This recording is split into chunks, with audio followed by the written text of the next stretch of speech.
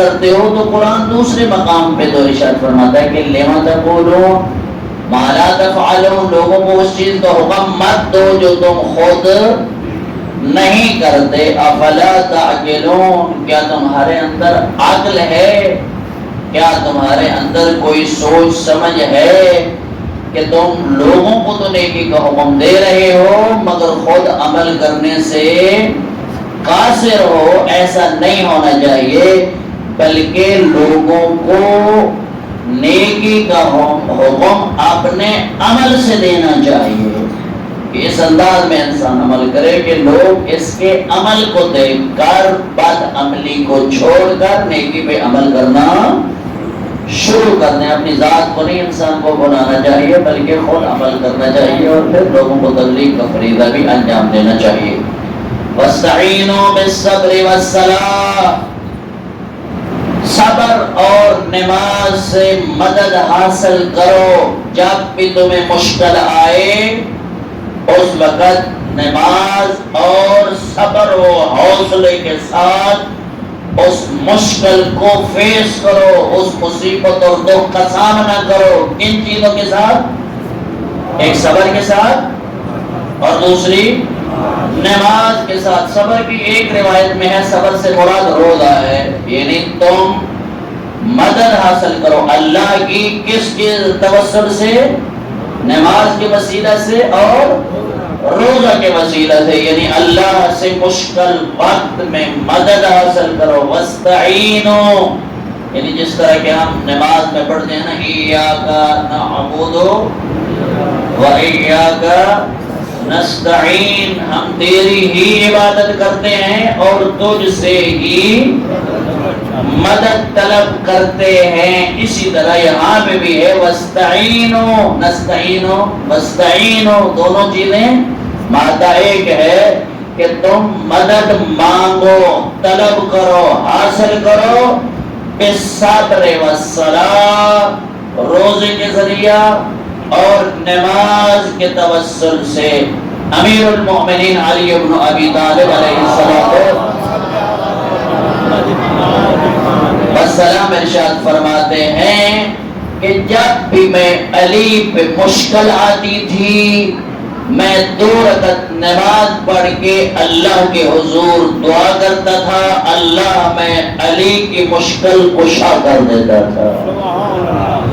اس لیے فرمایا کہ جب بھی تمہیں کوئی مشکل سے یہ مصیبت سے دوچار ہو جاؤ، نماز اور صبر، یعنی صبر سے مراد روزہ بھی ہے اور صبر سے مراد یہ حقیقتاً صبر بھی ہے، حوصلہ کہ یہ اس میں شکوہ شکایت خدا کا نہیں شروع کر دے کہ ہائے اللہ میرے نال کے ہو گیا، ہائے اللہ میں مر گیا، ہائے اللہ میرے کے نال کے ہو گیا اور میں مر گیا، میں اجڑ گیا، میں یہ ہو گیا. بلکہ ایسی باتیں مت کرو، بلکہ مصیبت اور دکھ کو اللہ کی طرف سے انعام سمجھتے ہوئے اس پہ صبر کرو، نماز کو بر وقت پڑھو اور نماز پڑھ کر اللہ سے اس مشکل کی کشائی کے لیے دعا کرو.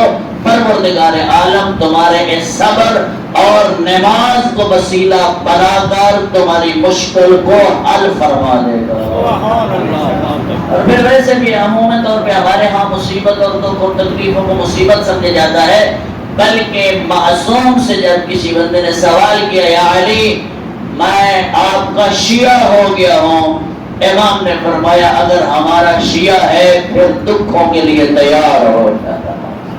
دوسری روایت میں ہے معصوم نے فرمایا اتنے جلدی آسمان سے تیزی سے بارش کا پانی بھی نہیں اترتا جتنا ہمارے شیعوں پہ تیزی سے مشکلات آتی.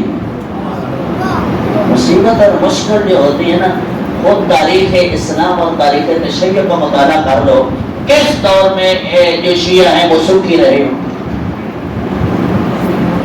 مسجدیں بیچے ہو، یہ کس دور میں شیعہ جو ہے وہ خوشحال رہا ہو؟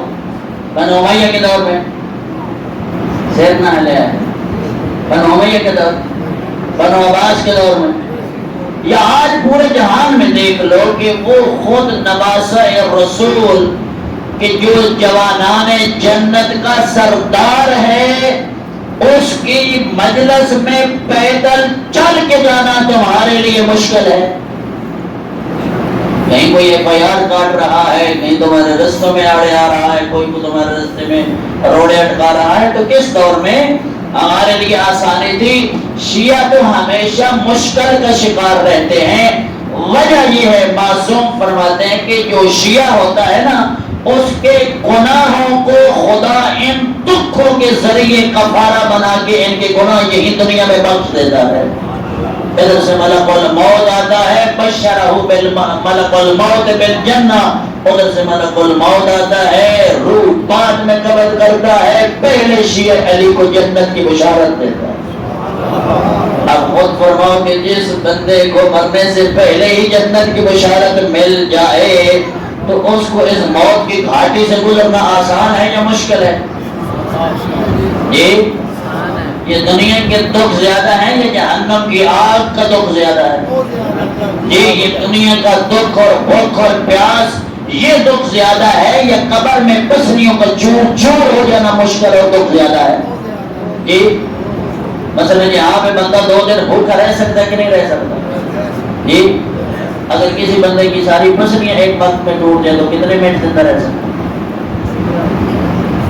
جی، گھبرا گئے ہو؟ جس بندے کی ساری پسلیاں چور چور کر دی جائیں، کیا اس بندے کے لیے زندہ رہنا آسان ہے؟ 2 دن بھوکا رہے گا یہ آسان ہے یا پسلیاں چور چور ہو جائے تو وہ آسان ہے؟ بھوکا رہنا آسان ہے نا۔ اللہ تبارک و تعالی شیعہ علی کو دنیا کا دکھ دے کے قبر کے عذاب سے بھی بچاتا ہے، جہنم کی آگ سے بھی بچاتا ہے۔ اس لیے کبھی رزق کی تنگی، کبھی کوئی بیماری، کبھی کوئی تکلیف، کبھی کوئی مشکل، کبھی کوئی دکھ، کبھی کوئی مصیبت، یہ سارے اللہ کے انعام ہیں، مصیبتیں نہیں۔ اللہ ان تھوڑے سے دکھوں کے ذریعے تمہارے بڑے بڑے آخرت کے دکھوں کا علاج کر دیتا ہے۔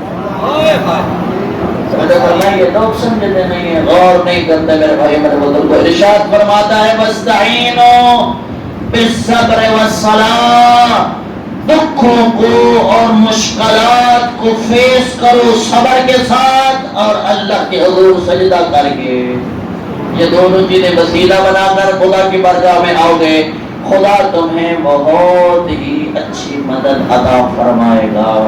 آگے ارشاد فرماتا ہے وَإِنَّهَا لَكَبِيرَةٌ إِلَّا عَلَى الْخَاشِعِينَ، یہ نماز ہے تو بڑے دکھوں کا علاج، مگر یہ ہے بڑی بھاری بندے پہ۔ ہر وقت ایسا ہوتا ہے او نماز نماز نماز، ہے بڑی بھاری چیز، ہے بڑی سنگین چیز، ہے بڑی مشکل چیز، میری طرف توجہ ہے بڑی مشکل چیز، الا علی الخاشعین، مگر جس کو خوف خدا ہوتا ہے وہ اس نماز کو مشکل نہیں سمجھتا، اس کو اپنے لیے سکون سمجھتا۔ وَإِنَّهَا لَكَبِيرَةٌ، یہ بڑی ہے بھاری۔ صلوات پڑھ لیں ایک دفعہ۔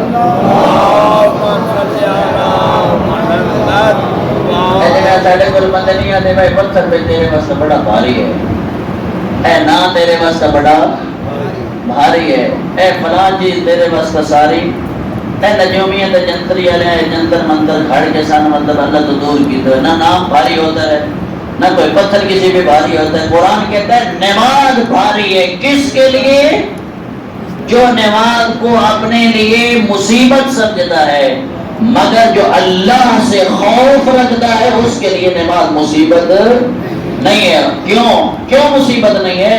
فرماتا ہے الذین یظنون انہم ملاقو ربہم، چونکہ یہ جو ڈرنے والے لوگ ہیں نا، اللہ سے خوف رکھنے والے لوگ ہیں، یہ یقین رکھتے ہیں کہ انہم ملاقو ربہم، انہوں نے کل اپنے رب سے جا کر ملاقات کرنی، انہوں نے اپنے رب سے جا کر ملاقات کرنی۔ ایک ملاقات ہوتی ہے فیس ٹو فیس کے سامنے اللہ کھڑا ہوتا ہے، توجہ فرمائیے، ایک ہوتی ہے ملاقات کو کہتے ہیں کہ فیس ٹو فیس اللہ کے سامنے نظر آتا ہے۔ اس سے یہ مراد نہیں ہے کہ قیامت کے دن کل اللہ کھڑا ہوگا اور ہر بندہ سامنے اس کو فیس بائی فیس یا روبرو دیکھ سکے گا، یہ مراد نہیں ہے کہ کل رب سے ملاقات ہوگی۔